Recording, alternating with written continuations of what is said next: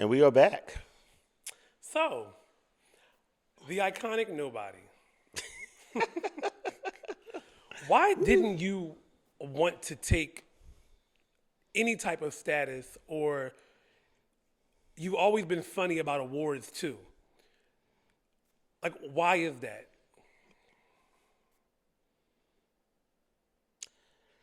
Why did I want to take status? I didn't. Okay, baby, raw and uncut. I never cared. Like I really didn't care, and for a lot of reasons. I have been, documenting Ballroom since 1997. I have. We're gonna put it out there. I have done many things that are beyond Ballroom that are iconic. I have contributed to a lot of people in this community You have. for decades. I have contributed to some of these productions that have been, you know, um, memorialized and have been imitated. I was the one behind it. I have contributed to a lot of people in Ballroom career.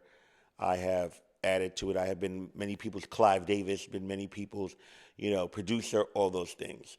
I did it for my love of Ballroom and my love for those particular individuals and for the talent. Why I never wanted the status for real is because the people. I have more experience from the people when I told them the community, just opinions and backlash and their feelings. So for me, I saw how they would do people that did deserve status. I saw how they did people that did not deserve status. I've seen them give hell to those that did not deserve it, and I give praise to those who did not deserve it. I've seen all these things in the community time and time again. So for me, I didn't really care about it. Just to me, I'm a person, those that know me, you know me. Mm-hmm. I live in reality when it comes to I live in fucking reality, period. So so I know what it really means. You know what I'm saying? I have seen many people in Ballroom that are iconic and are icons and are legend in Ballroom. But outside, they don't got shit. They don't have anything. They don't have anybody to lean on. They don't have anybody to talk to. And they're just not even respected in life. So they need that within those, in the parameter of Ballroom community to get those accolades, to have them feel like something, because every other aspect of their life, they have been, demolished. So for me, I never cared about it. Mm-hmm. Do I feel like Ballroom Throwbacks is iconic? Most definitely. I feel like Ballroom Throwbacks, as far as the brand, is definitely iconic. From the digital collection, from the history, from the aftermaths, to the talent that's showcased on there, to the moments, to the memories, to the consistency. I am not ashamed to say that I am the GOAT when it comes to this type of shit. Why I'm the GOAT? Because of consistency and my work ethic. I am the type of person that I can be a robot when time is needed. I am fixated and I'm going to make it hard. I'm going to put all my work into it, and I'm going to put the best. I'm going to put all of me into it. So with that, how do you feel now with you starting the House of Alpha Omega and people feeling as though you're biased to Alpha Omega when it comes to Ballroom Throwbacks? Like, how do you? I am. Okay, that was fair.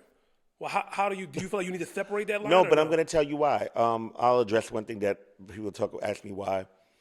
I'll use Instagram for example. People are like, oh, Ballroom Throwbacks usually showcase Alpha Omega now.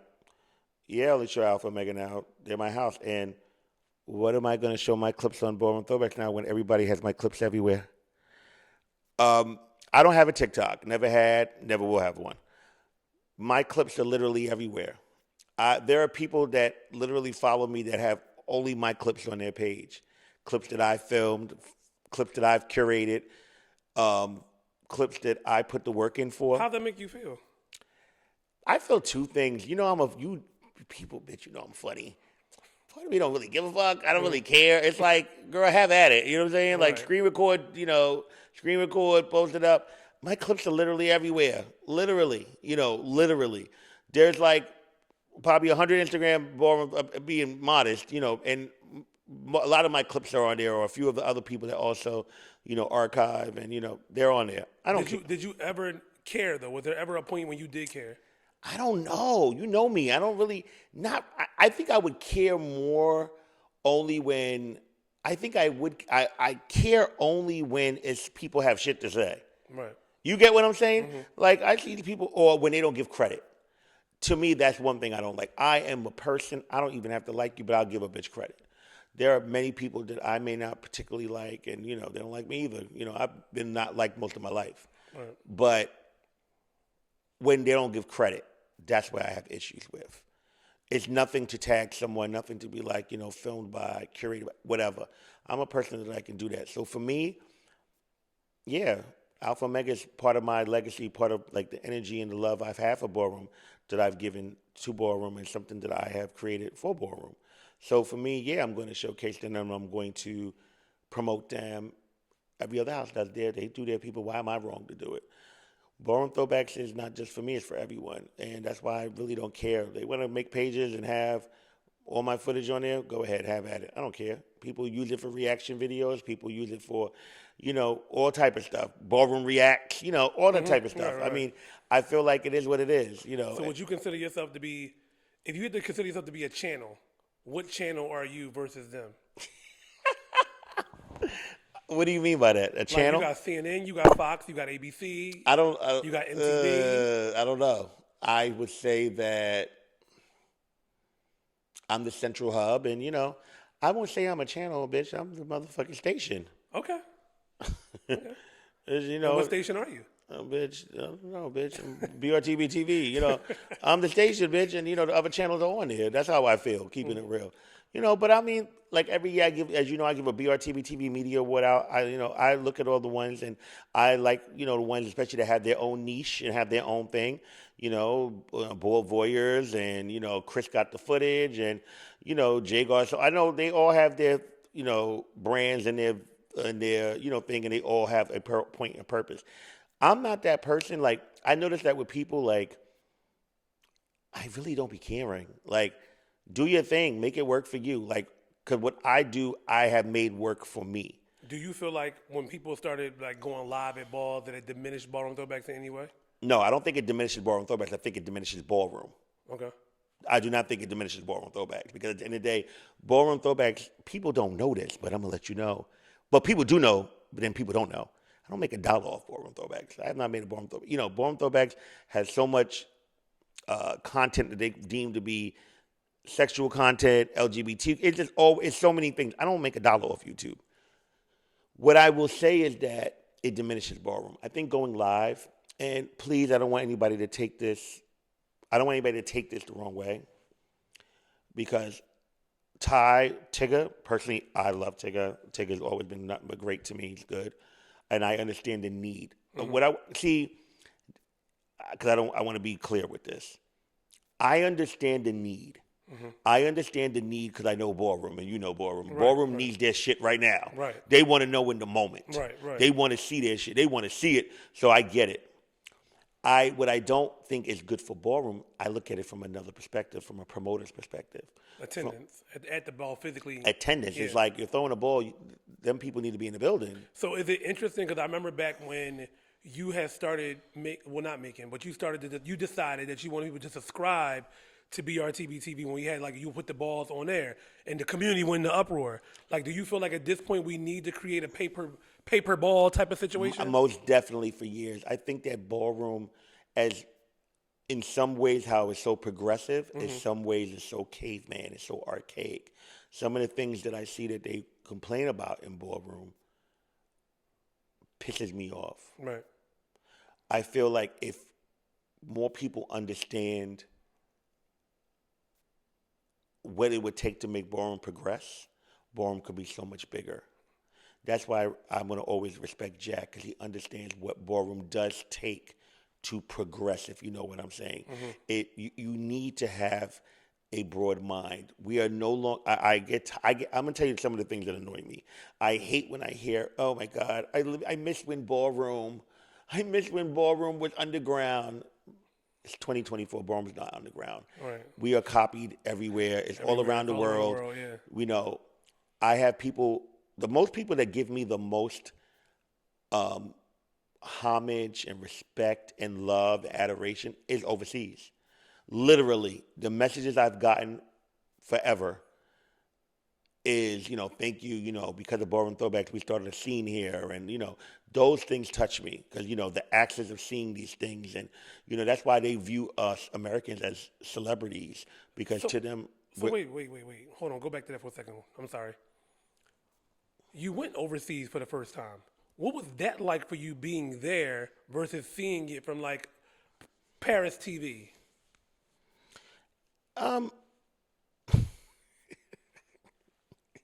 What? Because we're jumping around, I wanted us to remember some of the points. I don't want to forget some of the Oh, my things. bad. I'm sorry. But we'll come back to that. Okay, we'll come back to it. Okay.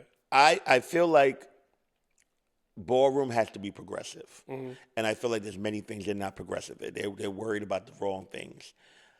They have to understand that to get Ballroom to the next phase, like, we need to put money into it. We need to promote it. We need to get it out there. We need to make it more upscale. We have to remember that this is a grand stage. We have to believe that the people that are walking these categories deserve to have 5,000 and 10,000 and 25,000 and 30,000 and beyond. Why is it that this community, money? No, money is not messed up Ballroom. The mindset has messed up Ballroom. People have to have a better mindset. People have to have a growth mindset. People have a fixed mindset in Ballroom, and that's why a lot of things stay the same. That's why in Ballroom we're in a constant loop, if you notice, of people focusing on the wrong thing. And shout out to the people that are always progressive and wanting to move forward. I love, you know this for a fact, I love when I'm able to beat my last ball in regards to giving out more money or getting more sponsorship or, of someone, there have been people that have won 5,000, 7,000, 3,000, and they are so grateful. I've had people personally that told me that they was about to get put out their house and they're able to pay their rent. I've had people that told me they were able to pay their tuition. I had people that told me they were able to move to another state. I've had people that told me they bought a car afterward. I had people told me they were able to put in their savings. Listen, after that 25K, baby, I was able to come back to Philadelphia because we were on strike. We would just come out of strike. I mean, look at that. I mean, I've had people that have come to me grateful, and I've had people that told me they put their all, their last, to make it happen, and they made it happen. So I'm always grateful when I hear those things, and it pisses me off when I read things like, "Oh, money's messed up." No, it has not. It's the mindset that messes up Ballroom. There are people in here that deserve it. I feel like there are talented people in Ballroom that deserve to get these grand prizes, and we have to get out of that mindset. I'm so tired of us thinking that we're supposed to only receive crumbs when we deserve the whole cake. That's how I look at it. But getting back to your question, do I be upset? No. I mean, I think that everybody has to do what they do. What upsets me is when people don't give credit and when people are just doing it with no intention behind it. Okay. So you went to Paris. What were your thoughts? I think Paris has some very talented people. I hated the food. The food was awful. I mean, I tried to warn you, but That's all I would like to say about Paris. will you go back? If the opportunity presents itself and it makes sense, I would entertain going back. Okay. Are you interested in opening a chapter over there? As far as right now, we only have a total of 3 international members in the House of Alpha Omega. We have a very small boutique house. We are very intentional here with who we put in the house, why they come into the house. This house will always be small. I have no control. As long as I'm on this earth and as long as, my time in Ballroom is coming to a very, very, very close end as far as my physical time of being in Ballroom. When the next people is, running the house, there are still certain foundational things that must be, respected. When I'm dead, if they want to put 300 people in this house, that's on them. And when you're dead, only your dead body. But this house will always be a small house. I'm going to tell you why the international thing for me is kind of funny. We do a lot of activities within the House of Alpha Omega with each other. Our furthest chapters, is Atlanta, for example. And, even we suffer with them to an extent because they're not close to us. They're not able to experience our dinners and practices and coming over or when we do karaoke. There's a lot of things. So that's hard managing. We have 42 people in the house. That's hard managing. So I always give it up to people that have these houses with 200-300 people in it. Like, how can you even handle that? When for me, 42 people is a lot because Right. I try my best to have a relationship with the majority of the people in the house. I do my best to have relationship with them, talk with them, have rapport with them, know what's going on with them. So it's hard doing that. So overseas, it's even harder. With the 3 people that we have, it's great because they engage a lot. But even that's difficult because at times when they leave, they see us doing things, they want to be there, they want to be present, but they're not able to just hop on a Up bus, before hop in a car from Canada, or we have Inksy in Sweden. Just hop on. Okay, I'll be there tomorrow. It's just not that simple. So, yeah. So for years you were behind the scenes. You were also extremely influential in the start of the House of Prodigy. And being that we both come from the House of Prodigy, what do you feel like you've learned in being a part of the buildup of the House of Prodigy and then watching a lot of houses build up and then, Ballroom is interesting. They go up and go down, they go up and go down. Like, what did you take away from those experiences that are protecting Alpha Omega from going through something like that? What I would say, and not just from the House of Prodigy, I would say from Ballroom. What I would say I learned from the House of Prodigy, why those initial beginning years are very special to me. When Man decided to start the house, leaving Ebony and starting the house, pretty much everybody that he had put together collectively was every single one of them was amazing. Like in the beginning of the house, like every single one was amazing. Everyone was hungry. Just as before you was Legend and Icon, all of y'all pretty much hungry. on the same level. Same You level, know what I'm yeah. saying? And everybody's talents was, and everybody spoke for everybody was unique. And what I will always give Man, he was very good at cultivating that and, He was. being a very aggressive with getting that out there. House of Prodigy was definitely House of the Year those beginning years a lot because of that foundation of how it was set up. I always loved how Man was very Extremely. organizational, like as far as handbook and dues and We're jotting down every win that somebody had. yes, Like, and those are things that I do now. There were things that I did with Montclair too. So, yeah. Those are things that I do now. I know all my members' wins. I know their wins. I know their losses. I know what they walk. I'm able to fill out these of the year back. I know what they do. I know the work that they put in. And those are things that I definitely admire from Man. And what I took from Ballroom is watching why I don't like big houses for me is that once you start getting all these chapters and all these personalities, that's when and you're giving out titles to try to, or you're starting titles and making up titles to acquiesce to people's demands. To me, those are downfalls of houses. Too many personalities, too many cooks in the kitchen, too many side conversations, too many people want to, be at the helm. Those are the things that always scared me. I was actually supposed to start a house, 10 years ago, and I was talked out of it, which I'm glad I was, looking back, because it wouldn't have been what I love the house. What was the name going to be? We were wrestling with names, but one of them was going to be Royalty, whatever it is. And I'm glad I did not do that then, because it wouldn't have been what this is for me now. And what is this for you now? Well, Alpha Omega to me, I'm going to be honest, that's really truly like I realize now, especially after this year and everything I've been going through, it's my real last connection to Ballroom. That's my last connection. When I was diagnosed with cancer in 2021, for the majority, for everyone I know that have had cancer, it didn't end well. So for me, it's kind of like wanted to leave something out. Like, shit, I put all this work in the Ballroom. I want to leave something behind, some type of legacy. And I can honestly say, besides the immunosuppressant therapy and besides termination, like Alpha Omega is like part of the reason that kind of made me, push through and like heal. My love for the house, my love for the members, my love for the talent, and just watching majority of them are new to ballroom and watching that, like, that new energy when someone's new to ballroom and that That fire, passion that and all. passion. Yeah, I love that. And then some of the members that are not new to ballroom, they're seeing that reemergence and like that resurgence for me. That also made me love it. So Alpha Omega to me is really like my last connection to ballroom, to be honest with you.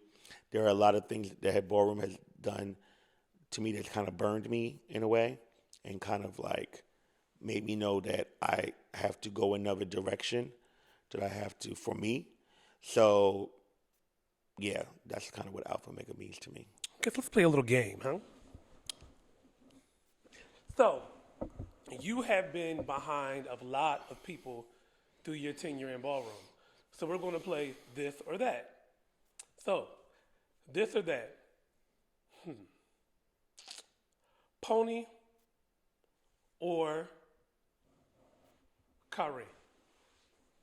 What are we saying? I'm Like confused. this or that. Like this or that. Like which one? Pony or Curry? As far as like when you think of like your involvement and when you think of like how as much as you put into them, like Something I want to say right now, putting into them, I'm going to say this right now.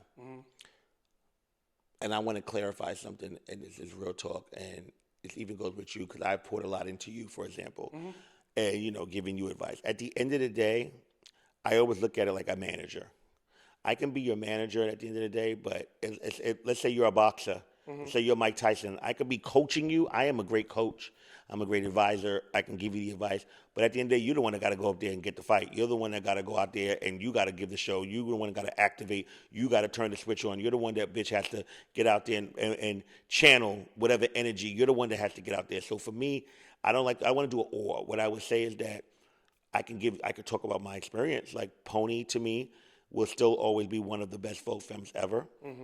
There's been many Vogue films after him that has definitely, but Pony was something that was new and fresh and innovative at the time. He took dramatics to a whole nother level. Pony, too, is also a trailblazer, with a lot of things, Vogue Evolution and just Vogue Theory. There's so many things that he has done. I would say that I don't think he's got enough credit for a lot of things that he's done. I could be honest and say that. But I think that Pony was the one that got out there and he worked, He was the one. Pony was hungry. He was hungry. He wanted it. He needed it. Like he loved Vogue. Pony would Vogue for breakfast. He would Vogue for dinner. He would Vogue at a ball. Right. I can look back and think about Pony. If we were supposed to go to a ball and we paid it, he would be angry. He would be hurt. That's how much he loved ballroom. So what is your connection to Vogue? Like, loved it from the first time I saw it. I always say that. Can you Vogue? No. Would you ever try? VOGU. I could do a little something. No, but Vogue. Literally, the first time, real Vogue, true Vogue. Those that know, Vogue is for me. Well, was for me. I have a different relationship and different feeling to it now. Vogue for me was literally hypnotic when I first saw it. First time I literally saw was Sanaa and Christina in the clubhouse on 28th Street. I always tell the story. And literally they were just voguing. It was not, the mini ball hadn't started yet. They were just voguing in the club. They were literally voguing in the club. And while they were voguing in the club, that's just when you remember when the girls would just be voguing off beats in the club. And they was voguing off something for like maybe 8 or 9 minutes. And I've never seen anything like that before. From, hands and swinging hair and layouts and shit. It was everything within it, and that kind of hooked me onto it. And from there, I just loved performance. I loved the art of it, loved the look of it. I loved when it was good, couldn't stand when it was bad. So who's your favorite unbiased Voguer of all time to you? Favorite? Your favorite Voguer of all time? I hate that question. Why? You got to pick one. You can only choose one. I can't really pick one because I like different ones for different reasons. Truthfully. Okay, so early years. Of course, I love Sanaa. That's my best friend, yeah. but I love her performance. One of the best I've ever seen. One of my favorites to this day. I love Mika's performance. But she's one of the best I've ever seen. Truthfully, I love Jolanda's, but I love Dolores' performance. I can go down a list of different reasons and different things of why I love their performance and everything. I think Christina's performance at the time was sickening. I think Alyssa and Ashley. I can go down to many people. It's really kind of hard to ask like my favorite of all time. No, I think Niambi was that bitch. Back then. I think Naomi's amazing. So many people. I think that going through the decades, I think that performance, as far as someone innovative, kind of stopped with Naomi. Okay. Bitch, am I gonna get in trouble? I don't care. There's some now that really like. Okay, I live for it. I think it's fab. For new generation, I think it's over. Okay, for Between Vogue Femme, I love my kids. I think they're all amazing. I think they're all unique. I love Una. I think Una just gets it. Una gets it to me. And I think that Una, Una falls into that, people are going to say whatever they say. I think Una falls into that whole realm of Pony and Naomi and Allura and all those people that, in Mystery, like those people that they read and try at first, and then when they get it, it's like, bitch, then they revere them. You know what I'm saying? I feel like, Una to me gets it. I love Una's musicality. I love how he vote. I just like how it's him. Like, I know his performance. And I like that he's growing over the last year. And like, he keeps on growing, and I love that. So, love Una's performance, Of course, I love all the kids in my house. I think they're all unique. I love Osiris. I love Adam. I love Courtney. I love them all, I want the rest to keep on pushing and evolving and learning. Outside of my house, I love Miles Mugler. I think he's 007 now. I think he's freaking amazing. I think Makai is amazing. I think that bitch from fucking overseas, Fendi, I think is fucking Oviara, straight up. Oviara. Oviara. I ain't heard that in a long time. Oviara, bitch. Oviara. I think it totally. I think that, the other ones, they're cute. I think Carisha's cute. I think Mackenzie is fab. I think there's some ones that are just, bitch, when I would go a little bit above that, of course, Tamaya, when she's on her shit, I think that it is sickening. Asia, I think that, there's some people that, I think Star is a great entertainer, great performer.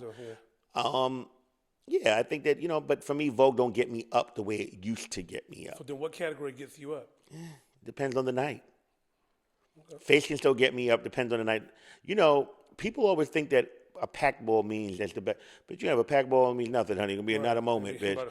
Baby, I've been to balls where it was 20, 30 people, 50 people, and bitch, it was just the right people, and the ingredients was right, and it was a sickening battle. When I think of ballroom, I always think about the magic and, like, the moment. That's how I look at it for me. And when I see the magic and the moment combined, and those are the recipes for me.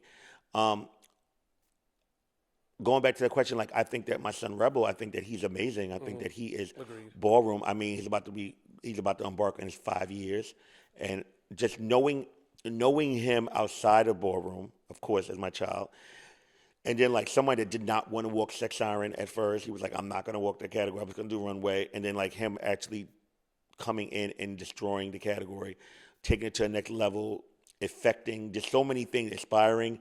And just grand prize after grand prize, and just moment after moment, it just makes me proud of him because I know the power of creativity if someone has it. Either you got it or don't. He is ballroom. He is ballroom. And I think there are people that either you got it or don't. I think there are some people, there are very few that gets it now. I think I'll name people that I think that just totally gets it last several. They gets ballroom. I think Deshaun Lanvin gets ballroom. I think Giselle gets ballroom. I think, of course, Rebel Curry gets ballroom. Even though she's not new, Lola, I think Lola gets ballroom. Bitch, she gets ballroom. Just like that night at the, I'm going to keep it real, and I love Lola. Lola knows I love her. When she came out of Lanvin Ball, she looked all right to me. She looked all right. When I say she looked all right, it was like, okay, bitch, Lola always looks good. But that connection? But let me tell you something, though. Lola is the bitch that knows how to channel. She's going to lock the fuck in. Yeah, look back. She's going to lock in, and she's going to hone in, and she's going to slaughter. Danielle Revlon had that type of like magic. You understand what I'm saying? Like, Lola came in there, and I tell you, Lola was a show pony. When they gave Lola her icon status, my girl was back there, and she was emotional and threw some tears, and my girl wiped it away and channeled and then went out there. To me, those are people that get ballroom, ballroom. like that can show up no matter the moment. I'm gonna always give my sister, my best friend Snyder. I think she's gonna always be the queen of ballroom to me. She gets ballroom. My girl knows how to channel. She knows how to get on that runway, and she knows how for her plane to take off, and she knows how to lose it. And those are the things to me that I love about ballroom. I think there are very few people that actually get ballroom. I feel like there are people that are just walking ballroom. From a promoter's standpoint, I think we both can agree there's way too many balls. Yes, no?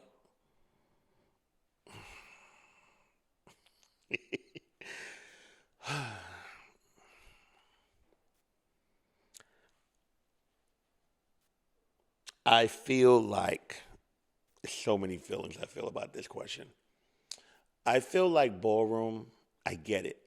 It's exciting. You want to do it. You want to have a ball. Everybody should not have a ball.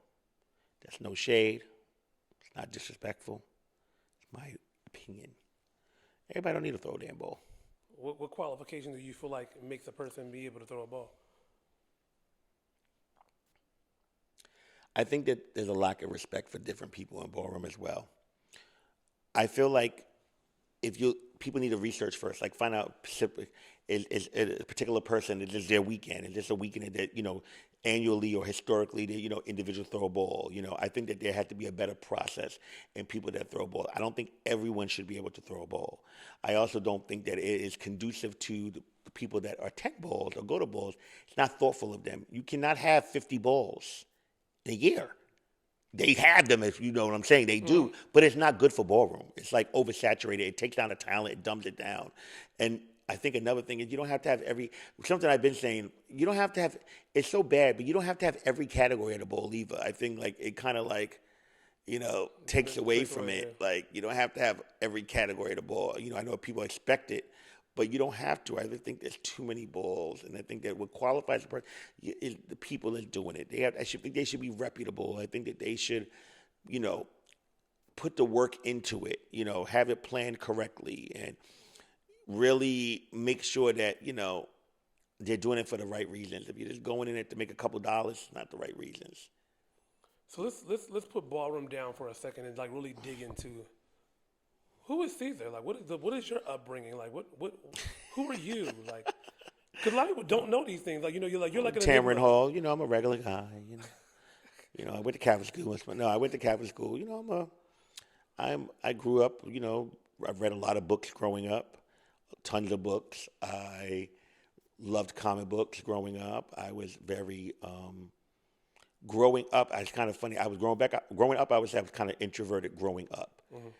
I went to school with a lot of white people. I had a lot of bad experiences with Caucasian people growing up. A lot of bad experiences. Do you want to talk about it? I mean, I just went through a lot of experiences growing up with them. That kind of shaped a lot of my views and feelings of today. Mm-hmm. And it made me realize that I would always have to work harder. Even if I was smarter, it made me realize that I would always have to like push harder. It made me know that that this world is truly a world that sees color. I don't care how much better we are, but I don't care how much better we are. It is what it is, and we have to like kind of like always work harder. Mediocre and our best is not going to do. We have to be the best. That's just what I've learned, keeping it real. I had a son at a very young, early age, from when I was just turned 16, going on 17 years old. During that same time, I, came out as gay. What has that journey been like for you? Being gay? No, I mean like being gay. You have a son. Like, what's that journey been like? I mean, that story I don't want to really talk about, to be honest with you. But I would say that what it has taught me is that I was meant to be a parent, just not at that time in my life. I'm a way better father to my children now than I was or would have been back then. Now I'm able to nurture and able to understand from life experiences, able to communicate, able to love, able to talk, able to share love, able to understand, able to feel and empathize way better now than I would even had the capacity or capability then. I was a child then. What would you tell yourself? What would you tell him then? If you can go back and tell him something to prepare him for now, what would you tell him? Prepare him. I don't know. That's a good question. I really don't know. I would probably tell him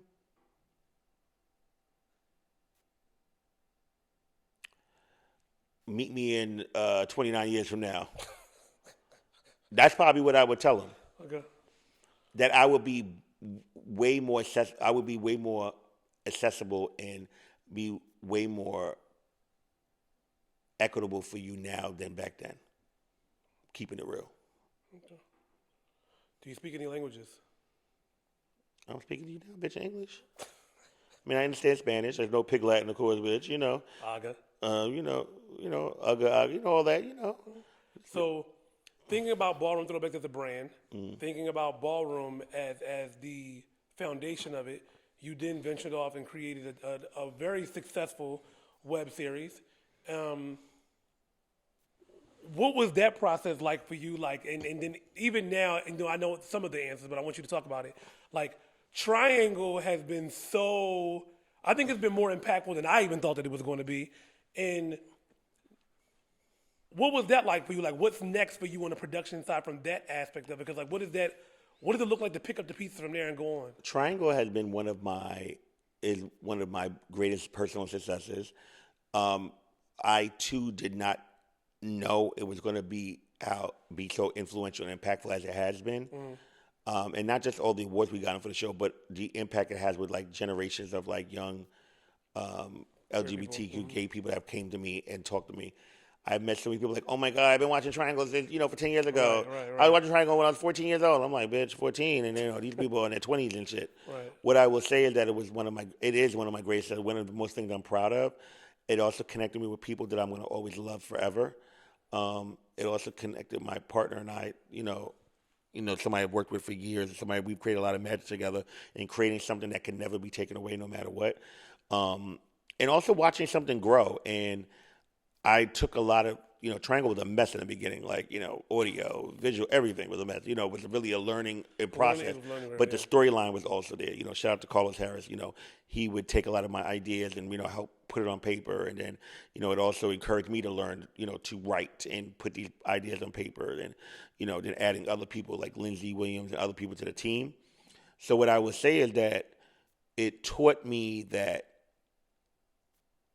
there's a lot of unknown, talented people in the community, and that I'm able to do anything I put my mind to. Triangle is one of the things that taught me that, oh, bitch, I'm really good at what I do. Like, I'm able to, like, take something out of nothing and make it into something that's amazing. And, yeah, I to this day, I still kind of, like, marvel at, like, how influential Triangle is and how many people are still touched by it and live for it. And, for many people, like, that was their window into, like, seeing, like, gay love and something that they can identify with. And so those things really touch me. That's one of the things that is real special to me. So what's next for you? You talked about, like, the House of Alpha Omega being, like, your last, like, connection to Ballroom. When you decide to, I'm not going to say sever ties. That's too stern because you're not going to do that. When you decide to walk away, well, then again, maybe you will. When you decide to venture into your next chapter, because you're not getting no younger, it's like, what's up? What you going to do? Well, I just completed getting a multimedia program and I'm about to go into an advanced one. I'm also working on some other things, academically that I've realized that I really do have a love for school that I want to say surprised me that I'm really proud of. I think I'm still kind of figuring out what's next for me, to be honest with you. Like, I have things in my mind that I'm trying to formulate and put together, but I know that I want to further educating myself more And I definitely want to get into like what we're doing right now more. I want to go into that and really just delving into people's, mental health and, people's happiness and, in turn, like finding my happiness and like just being more understanding. What I'm realizing now that my understanding level is my level of understanding and empathy keeps on getting bigger. But I also realized that my tolerance level is also getting lower for certain things. Right. Last week I had put a post up and somebody had, reached out to me, Lord Jesus. And when they reached out to me, they was like, oh, I just want to let you know, because of you, I got sober. And I was like, okay, thank you. Why? They was like, well, one night I photobombed you and sent you a bunch of nude pics of myself. And you asked me, am I high? And I kind of gagged when they said it to me. And I said, oh, well, were you high? And they said, yes, out of my mind. They said, things had happened. And they said that what I said to them, it was like, oh, they felt shame. I said, well, I definitely didn't mean to shame you. Sometimes I'm very, straightforward. They said, well, that got them clean and it's been 5 years. And I said, oh, well, that's great. Oh, that's good, yeah. But it also made me think afterwards. And then, like, I have to be more aware. I've never done any drugs at all. Never experimented, never tried any drugs. Only thing I've ever tried is a cigarette at 13. And I knew that smoke wasn't for me. I'm not even good at being around smoke. And I have been judgmental different times in my life. My daughter Laura suffered from addiction. Allura, for those that know, Allura was a very vivacious, very electrifying, Jack called it the electrifying Allura for a reason. Allura, who she was on the floor, was who she was in person.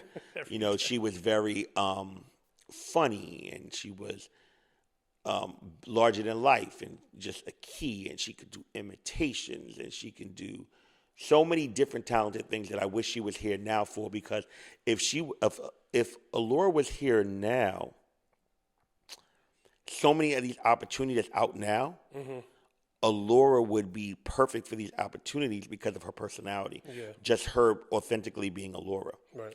What I regret is the fact that I had such a low tolerance for people that, indulge in, addiction and drugs and stuff like that, because of my bad experiences with family members that did it, that had addiction issues, that I wish that I would have been more understanding and open, because I always think, well, maybe that could have been a reason that she could have still been here.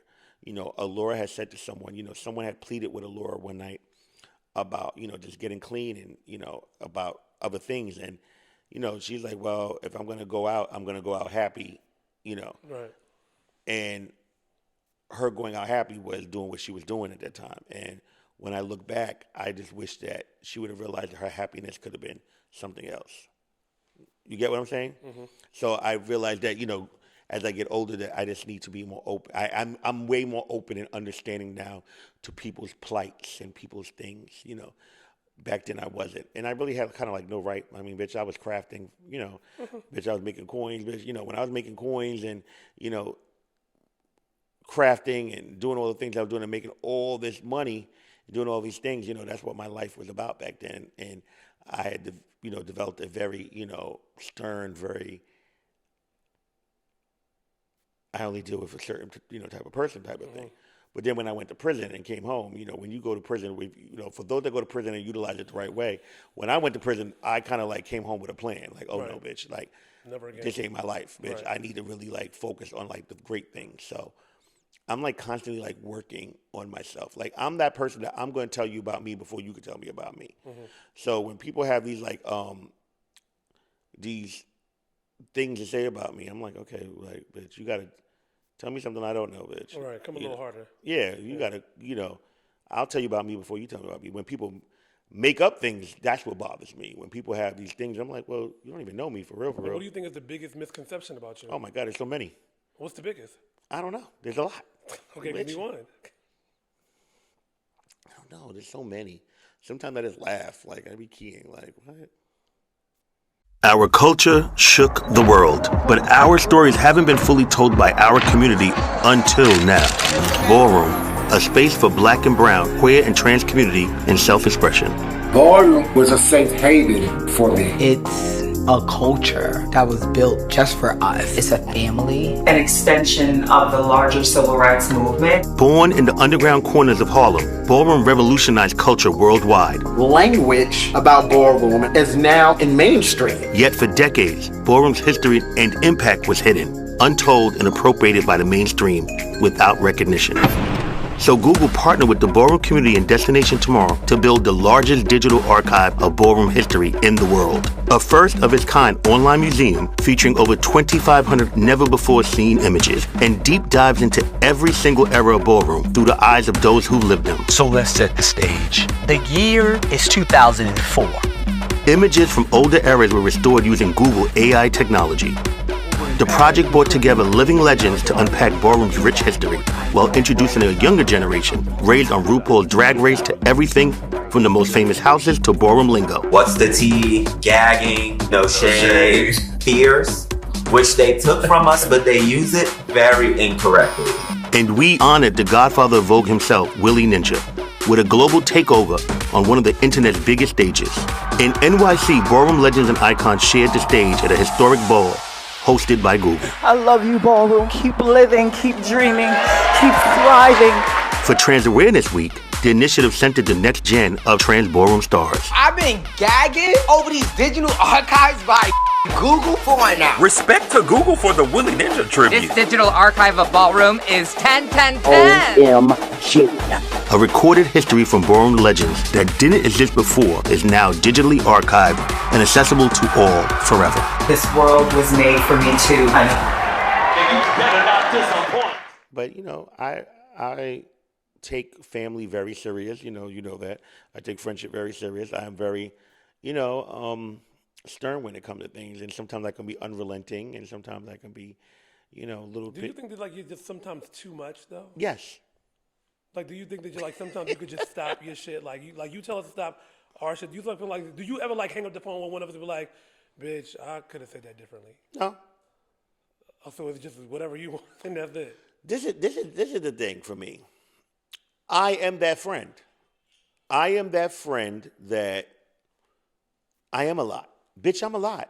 You have to understand what I told you a little while ago. I have not been liked the majority of my life, but you have to understand, I am either one of the two. I'm either loved immensely or I'm either disliked immensely.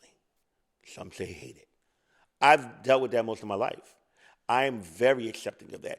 I have learned in life at an early age, and then when I came into the community, that I had to be good with knowing that I'm not going to always be liked. For me not being liked has given me a lot of confidence and has actually gave me a gift that I'm very grateful for, of the make a bitch know it type of shit. I am that motherfucker that once I know my core is like, bitch, I'm going to make them motherfucking know it. But in your relationships, with friendships, you don't understand that sometimes they're like, oh, this is just me. I'm going to always be real and honest. But sometimes rudeness, arrogance, ignorance can be kind of hid in that. So when you're talking to your First friend, off, not rude to my people when I spoke to you. Because I get my I statement feel out? like that's a little bit like when you're saying rudeness, arrogance, it's like a hidden thing. it's not hidden. We're having a conversation. See, you're getting defensive. No, I'm not. Oh, okay. I just wanted to be worded correctly. I'm waiting. But let me word it my way. Okay. See, control. See? Not at all. Just clarity. No, okay, clarity. Again, you don't feel like sometimes that just because you are that person that you have to be that person, because everybody might not receive your love that way. They may not need it that way, whether that's who you are or not. I'm keeping it real. You got to understand how to style step. What a lot of y'all don't know is that when I am in those moments and just telling you what it is, when I get up off that phone, I left it on that phone, bitch. I'm done. I moved on. Did you? Yeah. I could call you later on and be like, what's good? Girl, what's going on? We good? What's going on? I kind of move on. It really depends. You know what I'm saying? I am very, what I would say is sometimes, yes, am I too hard? Sometimes, yes, I am too hard. Do I have a problem with it? It more affects the other person than it really does me. To me, I'm like, this is who I am. I hate to see my friends hurt. I hate to see my people hurt. I hate to see my people, anybody that I really love and care about, put themselves in situations that can harm them. I am definitely a person that have learned by other people's situations. Like, I'm very cautious. I hate to see people that I love and care for be taken advantage of. I hate that. I hate to see people that I love and care of not utilizing. I hate having friends that are so intelligent, so smart, so savvy, but when it comes to a man, they dumb. You never been dumb for a man? Once in my life. And that made me know never to be dumb again. Okay, well, maybe they that might be an area of growth for them. I was dumb for one individual, but I was dumb for a short amount of time. What really kept me around was I was on the run at that time, and they was pretty much blackmailing me to put me in prison, literally, if I didn't continue to be in the relationship. Oh, wow. So you like, oh wow, like you don't know the situation, bitch. You're the key. This bitch is the key, bitch. Oh wow. I'm being Barbara Walters right now. Bitch, he is up in it, bitch. He's like, oh wow. What I will say is that made me know. You know what I'm saying? I have truly loved, maybe 3 or 4 men in my life for real. When I have loved for a very long amount of time. The other 3, there was a reason, a season, and I really appreciate all. You know, some people don't understand how I could be friends. I'm friends with most of the people that I've dealt with, you know, because I'm able to recognize what it was. You know, it was for that time, for that moment, and some of them wasn't love. Some of them was an experience. You know, I'm a good person that can, when I'm in the experience, I'm in it. When I'm away from the experience, I'm out of it, bitch. That's me. That's how I am. So when I see my friends going through these experiences, I be wanting them, my friends just be like, bitch, this is not even all that. Like, bitch, once you up out of this and away from it, you going to look back and be disgusted by it. That's how I be feeling. So when I see my friend really breaking down over something that I know is not even worth who they are, it makes me mad. So yes, my approach could be a lot. Yes, my words can be very cutting to the core, but my intentions are really pure.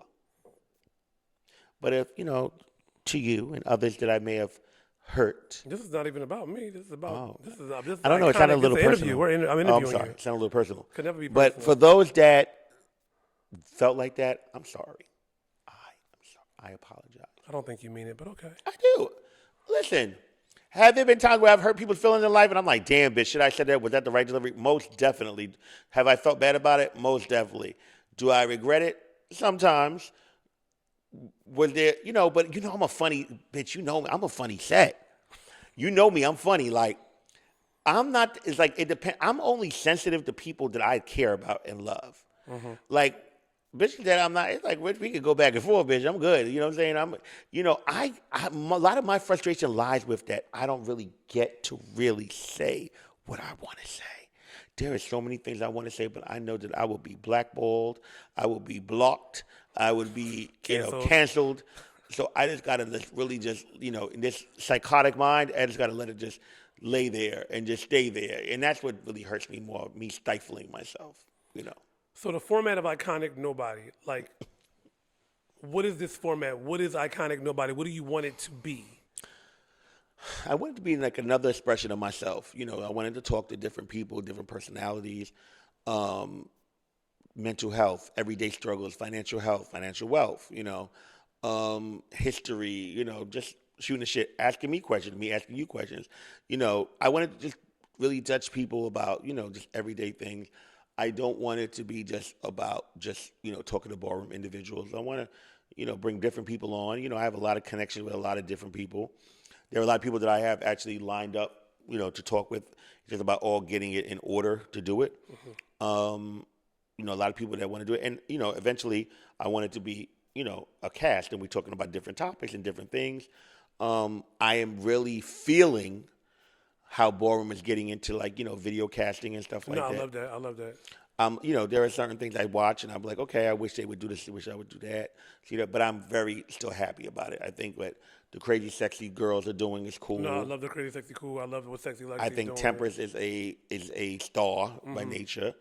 I wish that Asia would, speak more. Speak more. I think Asia is a very mesmerizing individual. Oh, you have to have personal conversation with Asia. Like, oh my God, Asia is so well versed on many topics. I think Asia knows, but I don't even think that she has realized yet how great that she is and how great she can really be. If you know what I'm saying. I know what you're saying. Like Asia to me is someone that hasn't even fully freaking tapped in yet. And I think that when she really taps into her gifts, like for example, going to Lexi's show, love it. Think Lexi's show is freaking amazing. Love it. Lexi is a fucking personality. If you ever watched the last episode that she was on, Courtney Eck Unfaithful, baby. I think that Lexi, let's address it. I talk to her all the time, so I don't have a problem saying this right now, but I'll say this.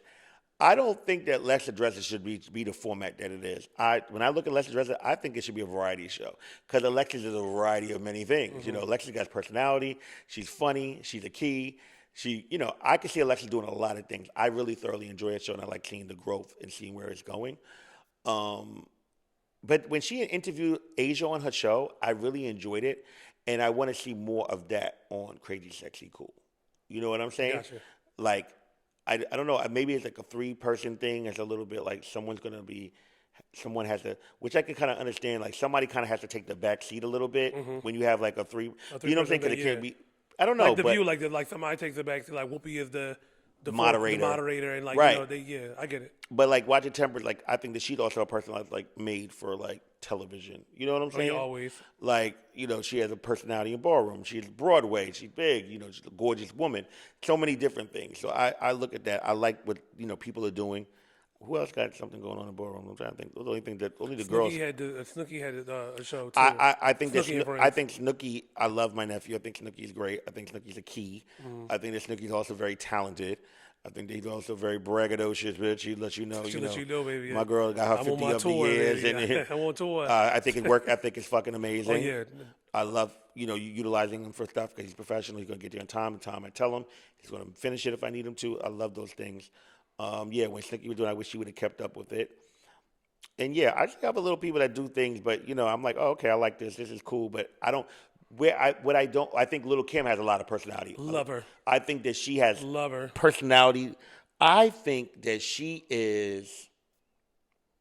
Shout out to my Aquarius niece. Shout out to my Aquarius. She's another one to me.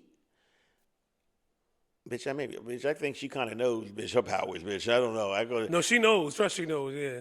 But I can't wait till she fully develops taps in because she is a personality by nature. She's quick, she's witty, she's funny, she's pretty, she has a look, she's little. Just the whole Little Kim persona. But it's really it's like Little Kim, but it's not. It's her own persona. I think that she is definitely good and funny to watch. It was funny that when she started doing her own thing because I had said to you and a few other people like, oh, one of the most things I get asked about all the time. When is the Aftermath coming out? I love the Aftermath all the time. That was his own show. Exactly. And I always like, if I bring it back, I would love her to be the host. You get what I'm saying? So what's so crazy? Like I wish you would start doing the Aftermaths again too. But the interesting part with that is like this era of Ballroom is so sensitive and so. That's what made me stop doing it. If we want to talk about it. That's so many things we can Because you know what I would love to do? We talked about this often. Like, imagine like me, you, and Sanaya, we're sitting on the couch and we're watching the ball, and it's like natural reaction. Remember we do the edit? The edit. Like the natural reaction, like, girl, why she got that on? Like, but they couldn't handle that, and it's crazy because we sit and have these conversations amongst our girlfriends through text message. We're texting at the ball, like, bitch, you see that? Like, so why could it'll be funny? What made me stop doing the Aftermaths, truthfully. One, Kelly went to prison. When she went to prison, that was one thing. But I was doing stuff with MC. I would have other people that were standing there and do it. That was great for what it was. But what made me really stop doing it was I hated when, I would love it. I'm getting reactions fresh off coming out the ball. Right. Bitches is coming in hot. They were coming in hot, ready. I like your pocketbook. Telling the truth. Everything. they coming in, and. I'll use Barbie for example. You just said that. I like your pocketbook. God bless and rest my sister Bianca. The would have been definitely the icon. Barbie. Miss Rai. She probably would have been a gorgeous Gucci. There was an Aftermath. She was fully there for it. And, she had said some funny things, and she was a little inebriated at the time.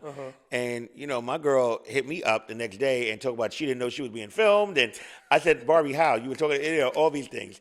And she wanted it down. Right. And I look at the clip still to this day because one of the funniest clips to me, and it was just so natural and raw. But I got tired of that shit. Right. I got tired of these people like in the moment and like, oh my gosh, Caesar, can you take me down? Look, I got tired of that.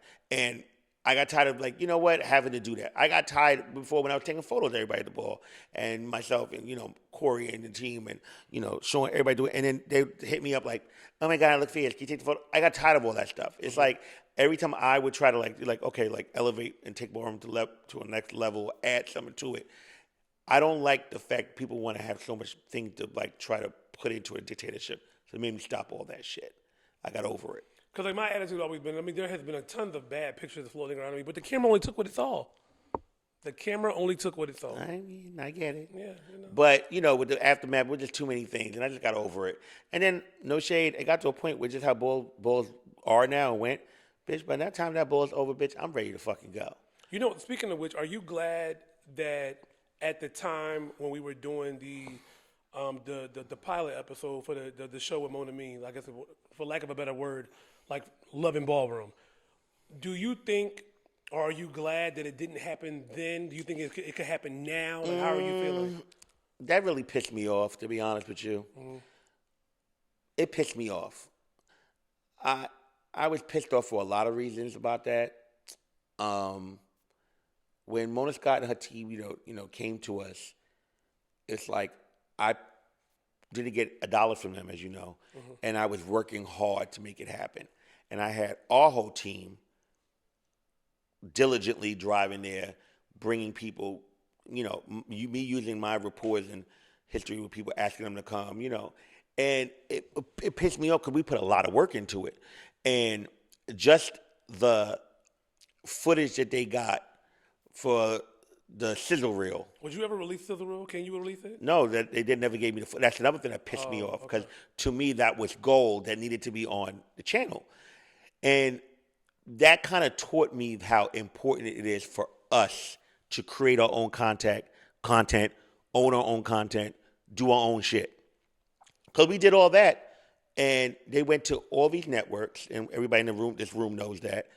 For them to come back and be like, oh, they said they're not really, it's just too much for TV right now. And they're not really know if they're ready for, this. And, Ballroom is a little bit too unpredictable. And, we got, it was just too many different feelings.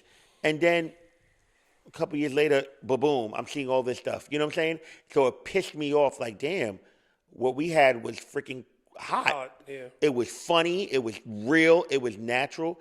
And why I think that sometimes these ballroom shows that they try to produce, I'm talking about these people that outside of ballroom come in, why they don't work is because ballroom is unpredictable. Yeah, extremely. It's unpredictable, but that's what makes it raw. The rawness, you kind of can't manufacture that shit. It's just gonna be what it's going to be what it's going to be. As long as you got the right people and the right mix and you put them together, they're going to make magic because the shit is not, you don't need a script ballroom people. Right. Ballroom people are amazing as it is. Most of us, got shit with us that we don't deal with. Multiple personalities. Yeah, we're going to put it out there. They're creative, they're funny, You put all that into a room together and you put that in, you're going to get magic. But if you're trying to manufacture it or try to script it or try to tailor it to be what it's not going to work. Have you watched any episodes of that show, The Girls? No, I've never seen one. Do you think that we are finally ready for an all transgender reality show? Like, if you had to pick a show format, what format would you pick? I don't know. Do I think we're ready? Most definitely. Of course, I think we're ready. Do I think that it will work? Depends on the cast, depends on the people, depends on what's the premise of the show. If it's the same bullshit that all these damn shows are doing, I don't care to see that. I don't want to watch that. You get what I'm saying? Like, that formula was cute, in the beginning. But it's like they have every damn show is kind of like the same. It's just, same script, different cast. No pun intended. That's what it is. So it would have to be organic, and I need to see. It needs to be real. How about that? For me, I don't want no storylines. Like, yes, should your life be focused, but I don't want it to be referred to as your storyline. Gotcha. If it's people, if we're creating a show with people and it's about what's really going on in their life, the good, the bad, the ugly, and the otherwise, then I'm all for it. But if it's some shit that we got to be like, okay, girl, y'all talked about this 3 months ago, and I know y'all squashed it and y'all worked it out, but we're gonna, rehash it, girl. You got to be mad all over again. Bitch, I'm not doing all that. And no shade, I'm 46 now. I don't want to see a bunch of people coming on fighting and acting a fool and acting crazy. That's just where I'm at. I'm not with that. You're not going to come. I'm not going to, rent a house for you for a weekend or week, and you're going to tear the house damn up. I don't want to have to worry about having 9 security guards because y'all want to act like goddamn animals. No, I'm not with it. Like, you know what I think will be a great show? Like, maybe you should start doing it for and I mean, we said this before, but I just want to say it on air. You leading up to a ball. Like, They'll really hate me then, bitch. the negotiation, the coldest winter ever, and I know the back and forth with you and Sanaya, the back and forth with you in the venue, just what it takes to actually throw a ball, because people I think will be so engaged with that, and then balancing, you running the house out for Omega, and then you in your personal life, and then just. That'll be a great show. I would love those things, but as open as I would want to be with those things, I'm open, of course, with certain things, like me doing this, but like I just told you, like I spoke earlier on this, like what I went through personally, inwardly this year, me doing this is like a step out on faith and hope and just everything. I got to be in the right space to do all of that and deal with that, because once you commit to those things, I'm all about consistency, and once you commit to do that, you have to be consistent. Bitch, you may say you all gun-ho to do this today, bitch, and tomorrow you be like, bitch, fuck that. I'm not in the mood to do none of that shit, bitch. I ain't in the mood. Matter of fact, I'm like that. Yeah, planting a ball, it's the end result when everybody had a good time and everybody's talking about it is amazing, but the work that go into it is horrible. Me and Sanaya, we have thrown these great monumental historic balls, right? But bitch, the arguing and fighting that we have had during them about the dumbest shit. Simple, we usually have to go in now and be like, all right, girl, we promise this time we're not gonna argue, and then we done bit our tongue so much, bitch, that we just over it. And, it's just a lot because we want it to be so right, and both of us minds, especially that lady's mind, is so large, and her creative, she's somebody that's meant to have multi-million-dollar budgets, because if she had those budgets, the shit that I know that she would bring to life. Even with Sanaya making music, a lot of people don't know how me and her go back and forth about it all the time. I think that her music is amazing. I think it's something different, something new, and it makes me mad because I'm always telling her, drop your music. I just told her the other day we had a whole drop the music. She plays. Sanaya plays so much songs for me. She sends me so many songs all the time. Girl, drop it. No, it's just not right. All the time. And she's like the definition of, I'm an artist, I'm sensitive about my shit. We go out all the time. She's filmed videos she hasn't released. Oh, yeah, I know. We've had a whole conversation about that. Yeah. True video. Dope videos, too. And I kind of be over it, going back and forth and talking about it with her, because I'm like, girl, it's over. Just take a leap out. But I also know how she is. She wants it a certain type of way. And if it's one thing that's not right, she's like, no, I'm not dropping it. I don't care. And that's just how she is. And that's why I also like doing events with her, because she's very keen on this stuff, but I also know that she's kind of done, with, this stuff. So I've had to accept that and understand it. She's done. She's somebody that's given to Ballroom at a very young age, and she's been done, and she kind of stayed in it because of other people as well. So, she's given of herself for so long. So I kind of understand, because that's where I feel now. And it's funny because, even with myself, how I got to this point finally is I will never forget a conversation I had with you and Sanaya. And I realized, after winning the ball, what it felt like to finally, ultimately have somebody pour into me. Because, what made it so important, too, was, people don't even understand the history of me and Mia. And then, to have Mia pour into me in a way where I was in this really dark spot, and then after it was all said and done, me remembering the conversation that I had with you and Sanaya, and it was just Okay. I've been pouring into so many other cups that I'm fucking empty. And now I'm dry to the bone. Like, I'm so dry that, like, I gotta, like, take some time away and pour into me. And in these last, I only been home in Philadelphia 8 months. In these last 8 months, I've been able to pour into me in a way that has been so fulfilling and satisfying because I don't have to worry about no one else but Jason. And I know in this process, I've hurt some of my kids. And I also had to, like, remind them that, like, you know, y'all been around me enough to understand what you have to do.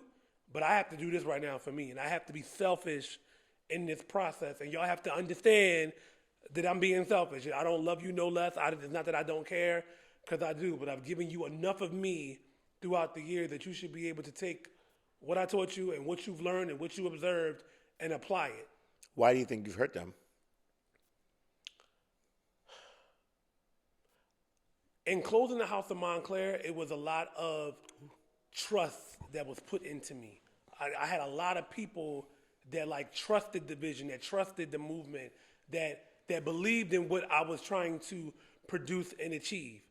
And in closing it, they say it to me all the time, like, wait, you gonna reopen Montclair? Because I heard you say Montclair the other day. And I'm like, no, I'm not doing that. Like, you know, like, and no, I'm done. You ain't done. You just taking a break. Like, you gonna pop back out of Coldest once everyone that? No, I'm done. Like, I've had people come to me say, so Jason, you know, you want to be fathered? No, not interested. No, I'm great. Like, no, I'm good because I'm finally, like, so secure with Jacen Bowman. Like, I'm so secure with Jacen Bowman that I don't, you know, yes, I know I'm a ballroom icon. I still call myself the King Mother. Like, you know, all them things that I created. But at the same time, it's like, I'm so secure and comfortable being Jacen Bowman that, like, nothing else even matters. Like, I'm good. Do you regret opening House of Montclair? No. I don't regret it. What I do regret is I regret not listening to myself. There were certain things that happened throughout the course of Montclair that I look back and were like, you knew better. Why didn't you listen? But then again, me, you know, trying to appease everybody, me trying to change the thought process of how everybody else viewed me, that I lost nuances that made Jason Jason.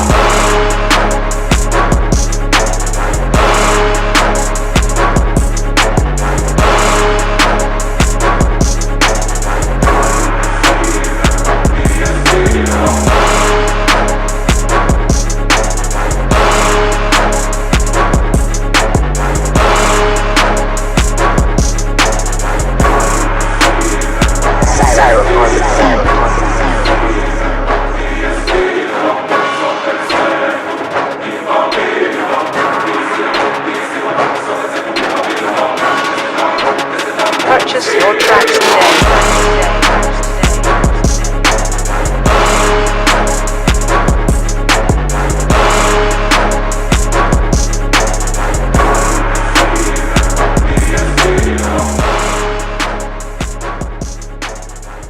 Hard being an iconic nobody.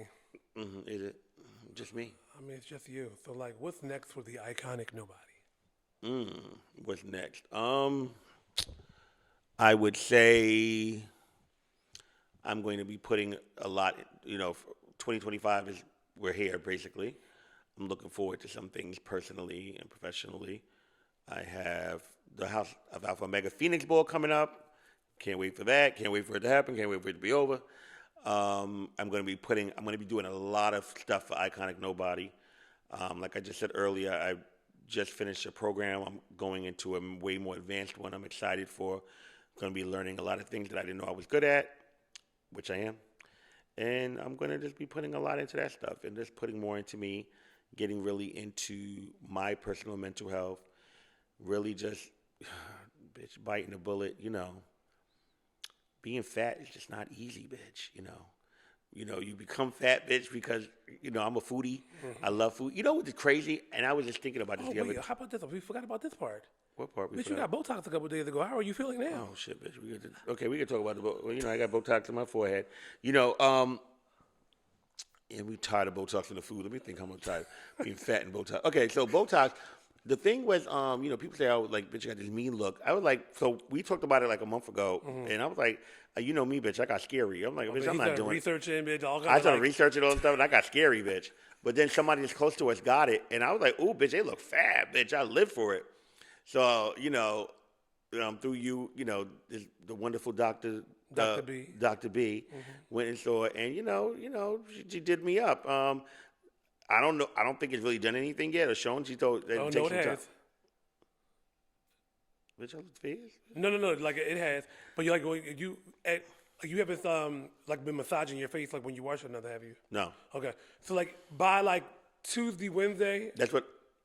Other Botox people have been told me that by I'm gonna definitely know, but I'm waiting to see how it's gonna be for that. But being fat.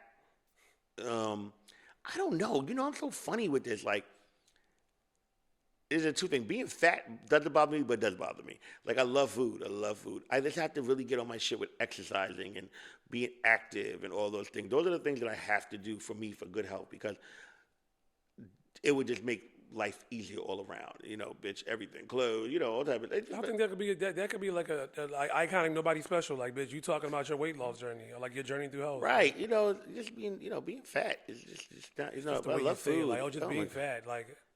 But the thing is, who says that? Who said that? Like, just a bitch being fat, like. But I'm being honest. No, you are being honest. If a bitch want to be like, nah, bitch, bitch, I'm fat, bitch. Ain't no plump, ain't no chubby, ain't no thick, bitch. Chipper used to piss me off. Then you're my thick sister. No, bitch, I was fat. It's called being fat, bitch. Like I'm fucking fat, bitch. So when bitch be trying to be like that fat, bitch, I don't give a fuck, bitch. I call big fat before you will, bitch. That don't like, bitch. But it's not. But it's not a good thing. It's right. We're in a society where everything's visual, bitch. It's like sometimes I look. Let me tell you what about being fat, bitch. Let me tell y'all out there that's fat, y'all know. I could leave out the house and be like, oh, bitch, I look cute. Like, I look nice, bitch. Ooh, this face is still, giving something, bitch. Wait, this outfit, bitch. And then I'll look at something, I'm like, bitch, like the blob, bitch. Girl, like when we were setting up for this, y'all, listen, when we were setting up for this right here. As he's over there hiding his stomach with the pillow, y'all. No. It's more of a, you know what's so funny? I had the pillow here because it's like, bitch, I'm a little tired and it feels so nice. It's quality. But, bitch, just, being gutty, being gutty is a key, bitch. Like, you really just be like, damn, bitch, how did this happen, bitch? Like, you be looking at it, bitch, how did it get to this, bitch? How did we get like, here? Whatever. Nobody's supposed to be. And, bitch, I have no desire. Now, bitch, the Botox was a stretch for me, bitch. Right. I have no desire for no fucking liposuction. Lipo, none of that shit. Like, I was, I did the Wegovy for a, bitch, let me tell you about that. I did the Wegovy. I went to the highest strength. Bitch, I stopped that shit. Bitch gained all that shit the fuck back, bitch. It was like, the fuck was the fucking point, bitch, of it? It's like, girl, that shit, first of all, it works sternly at first. And then, then you notice that it starts to, wait a minute, bitch, like, then it gets less and less. I think all this shit, and I'm scared now because I'm like, bitch, in like 4 or 5 years, bitch, it's going to be about a TV special like it's going to be like, if you did Ozempic, bitch, please, contact us because, now people got tumors on their eyes and, their feet, they got 3 feet. They could throw flames from their hands. Yeah, I'm telling you. So those are the type of things. But I need to lose the weight for good health. I know that. I'm not dumb. And, just period. Just because I don't have any heart issues or no diabetes or all that stuff now, my doctor says to me all the time, that's now, you don't know later on. Right. That I feel. And, sometimes a bitch want to be, bitch, when you fat, bitch, you got to wear sweatsuits and shit, bitch. You got to wear, bitch, you loose fit and shit. Like, bitch, these leather pants, bitch, it was a struggle putting these bitches on, bitch. You want to be like, you want to be cute, bitch. And I've never been like one of, even when I was the smallest thing, never were like Butch Queen tops and all. But, right. A bitch would at least, put on a turtleneck, bitch, with a blazer. Bitch, you got to do a blazer, bitch, and then you got to tell the person, okay, bitch, now Photoshop the button on, bitch. That button was not closed. You got to wear them Steve Harvey zoot suits. I would never. There's still got to be tailoring, bitch. First of all, I'm very close to the wealthy guy. Shout out to Robert, Shout out bitch. to Robert. You gotta still, you could be a big motherfucker, but you gotta still be Tailored. Yeah, didn't they even tell you like, oh, if you're fat, wear your pants over your stomach, bitch. Right. All that shit. Bitch, when you small and snatch, you ain't gotta worry about none of that, bitch. It's put on a jean and go. You know what I am happy though? What? I am happy that you have this that you're building this platform out because like even reading the comments from the video when you got the Botox, a lot of people don't get to see this side of your personality. Like so they need to see this side. So I'm excited for this journey for you. Yeah, I mean, I guess, yeah, because, somebody wrote to me like, oh, I did not know you was, I'm like, bitch, really? Everybody that knows me knows who I am, God, bitch. bitch, a character can sit on the phone and keep out. You know what, bitch? But it is what it is. But then most fat people are funny, bitch. All they got to do is rely on it. You were funny when you weren't fat. So You're right. I've always have been. But shout out to my myself for So what are you gonna call your viewers? The nobodies? Come on, my little nobody. Subscribe to my little nobodies. Right, This whatever y'all want to call yourself, you make sure y'all do it. But truthfully, I don't need views and all that, whatever. I'm doing this for me. I like it. And, this was cool. And I can't wait till you see my future guests. And I want to shout out to the team. You got like the team, bitch. It was one other person to help me with this, bitch. Everybody got a team, bitch. Everybody got a team. Bitch, bitch, I feel like everybody can get lipo, bitch. Well, you can. You got the following. That's another thing, bitch. Lipo got a look, bitch. I don't want that look, bitch. It does have a look. You have to maintain a certain weight class. If bitch, not, like, yeah. I'll be mad as hell, too, bitch. You got this big-ass face, everything else, bitch. You got this little small squeeze and stuff, look like toothpaste tube, bitch. I don't like that. But, let me close it out because I can keep on going with that. Thank you all for watching. Please leave your feedback. Leave your, opinions and reads and all the good things. And I'm definitely here for it all. And they're going to tear me up in these comments, baby. Oh, I can't wait. Oh, you know how they are when it comes to me, baby. They're going to tear me up. Just eat me. It's fine. I don't care. Shout out to you, Jason. I'm so appreciative of you doing this for me. Can't wait till we got someone else on here with us. This was great, and I appreciate you. And thanks to my team for setting everything up. Shout out to Sean. Yeah, my team. Bitch, you was not supposed to say it was my team, not one person, bitch. My bad. Shout out to the team. Shout out to the team, y'all.